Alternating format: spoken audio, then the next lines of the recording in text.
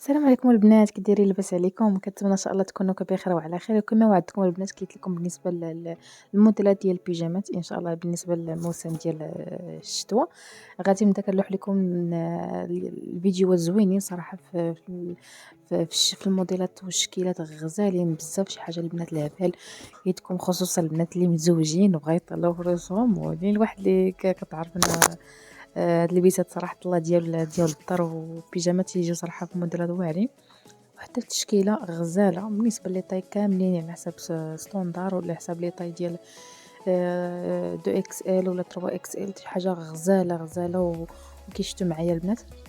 هاد الموديل هذا بالضبط اللي فيه بنوار كيكون دو بياس من التحت، يعني حسب ديبردور وسروال، وكيكون من الفوق بنوار غزال، يعني جاي تركبه، وفيه لونات واعرين كيشتو هاد التركوة والزرق غزال غزال. مالكري تاني شي حاجة يعني صراحة خرج شي حوايج كيحمقوا، يعني العام العام صراحة كيخرج شي حاجة زوينة.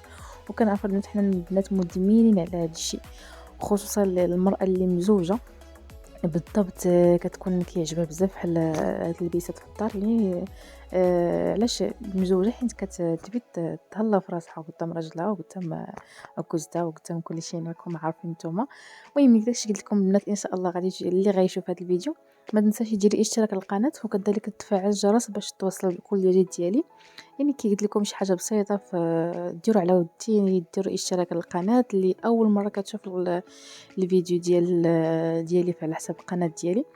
صافي هادشي البنات. المهم ما نطولش عليكم، خليكم ان شاء الله تشوفوا الفيديو حتى الاخير، وما تنساوش تبارطاجيو الفيديو مع الاصدقاء، واللي بغى شي حاجه مرحبا. انا خليت لكم البنات النمره في الفيديو يتواصل مع الاخت.